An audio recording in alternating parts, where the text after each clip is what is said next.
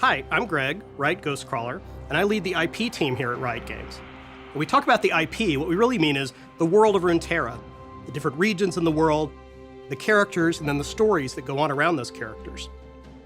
I want to tell you a little bit about our plans going forward for 2020. Now, if you think back to 2018, we used that as an opportunity to physically build out the map, like what does the world of Runeterra look like, and where are all these cities and places you've heard about. And then in 2019, we focused a little bit more on a few of the regions and characters within that world. For example, when we released Sylas into League of Legends, we used that as an opportunity to talk a little bit more about the relationship of Lux to Garen, and also Demasia's relationship to Magic as a whole. And then more recently, Senna helps to tell a little bit more about the Shadow Isles and the Sentinels with Lucian and Thresh. In 2020, we're going to continue to move the story forward, and we're going to use the opportunity of the release of Set to go into Ionia. So you're going to see a few different things happening in Ionia in 2020, including the Zed comics. On the topic of comics, we've been humbled by how many of you have read the stories so far that we've made with Marvel. We've done a series on Ashe and a series on Lux. And right now we're in the middle of a series on Zed, where the first time you get to see behind the mask as Zed interacts with some of the other famous champions in Ionia. Following that, we're going to hop back and forth through time with one of my favorite champions.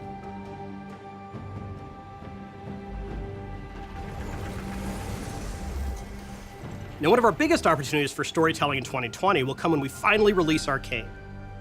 We talked a little bit about Arcane in the League 10-year celebration, but Arcane is the first animated series from Riot Games, where we follow the evolution of two of League's most famous champions as they grow up in the mean streets of Piltover and Zaun.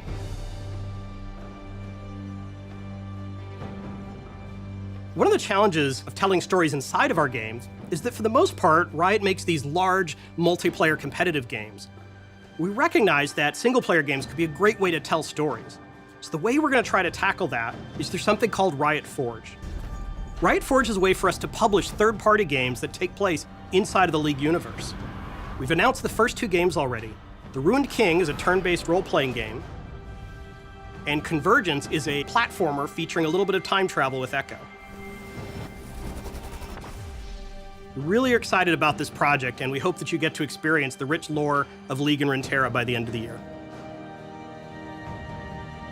During the League 10-year celebration, you may have noticed a few sneak peeks about our next tabletop game. We're excited today to announce Tellstones. It's a two-player bluffing game with perfect information. Variants of Tellstones are played throughout Runeterra, and we're working hard to make sure you feel like you're holding a piece of the Demasian one in your hands. We're really committed to exploring this space, so we've established a Riot tabletop team. We're going to explore a lot of different types of games, some big, some small. We really hope that they're all something you love. So we're going to continue telling stories that connect the world and characters of Runeterra, both inside and outside of games. From comics to Tellstones, and even Riot Forge, we're always looking for more ways to bring you into the world.